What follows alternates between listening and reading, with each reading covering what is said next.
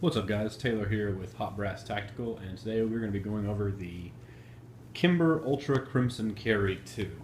It is probably the longest name ever on a gun, but it's a pretty unique firearm and an awesome compact carry 1911. So, some of the big features on the gun, I guess one of the biggest ones is A, its size, and B is the laser sight, which is pretty neat. It's got a crimson trace laser grip built right onto the right hand side here. However, if you are left-handed like myself and you grip thumbs forward, the laser gets blocked pretty bad. So you actually have to drop this other thumb down a bit if you're left-handed. Not the end of the world, but would have been nice to have one on the other side, even though it would have been probably difficult to integrate with the thumb safety here and slide release. This is a really great gun if you are right-handed. This is a horrible gun if you are left-handed. You get no ambidextrous controls, safety, mag release, slide drop, everything is on the left-hand side. Pretty unfortunate. I got this for concealed carry, and after playing with it a bit, I don't know if I'll actually carry it just simply because I'm at a pretty big disadvantage left-handed.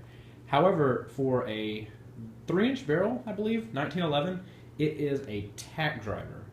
It is incredibly accurate. I was shocked that it's no different, in my opinion, accuracy-wise, than a full 5-inch barrel 1911. We shot this with the Remington, I believe it's the Commander 1911, and I was shooting the same groups. It has a fantastic trigger with a little over 5 pounds of pull. Go ahead and show you that braking here. Very, very smooth. Very smooth trigger. It's got the nice beaver tail safety on the back as well, which I really like, and then you've got an on-off toggle switch here for the laser. Personally, I don't see a point in having it off. If you're not using it, you're not drawing off the battery. Crimson says you'll get about 4 hours of battery life from it, and it takes the just the CR, whatever number watch batteries are like $3, so you can use that as much as you'd like. Has 7+1 capacity, and one thing I really do like about this gun is it feeds hollow points. It feeds hollow points very well. They recommend going through about 100 rounds, 200 rounds before the magazines are really fully broken in. I noticed after like the first 20 that it was good to go. My first 2 hollow points through the gun were failed to eject. No, failed to feed. One failed to feed, one failed to eject. After that, I didn't have any issues.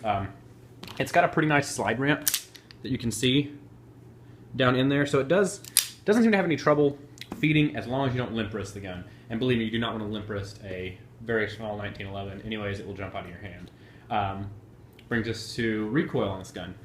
It is a little bit more than a full-size 1911, but not unbearable. I mean, keep a strong, steady grip on it. You'll be fine. I mean, you can also shoot the thing one-handed pretty easily, but keep your wrists nice and firm, and you'll be fine there. The biggest complaint I have with this gun, and if you'll notice why the front of mine is red, it was originally black. The sights on this are not great.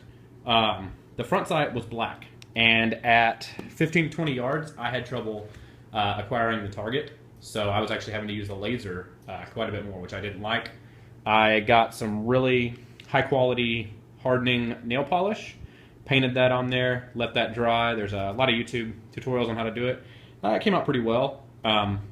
It's a little easier to see. It's definitely still not a night sight by any means.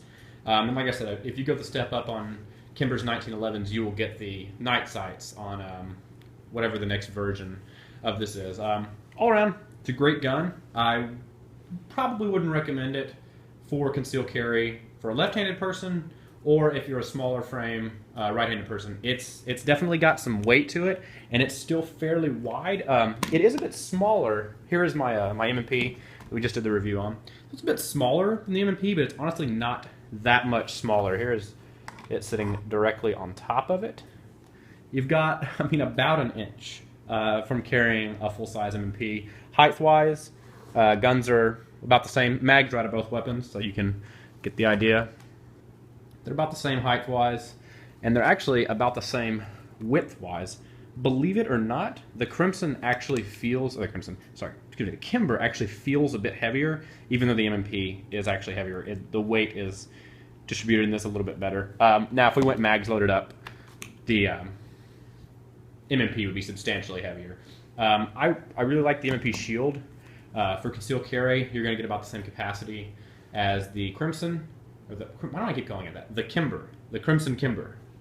Anyway, but you don't get 45 ACP. If you want 45 ACP, you want that stopping power, and you like, I mean, it is a beautiful gun. If you'd like a really nice, pretty carry piece, I mean, this is a fantastic looking gun. But yeah, overall, it's a good weapon, very accurate, just has a couple of small things that throw me off on it. Take care, guys. We're going to do a review pretty soon on the FNX 45 Tactical, the SIG 716, and maybe a SCAR 17 as well. Take care. Peace.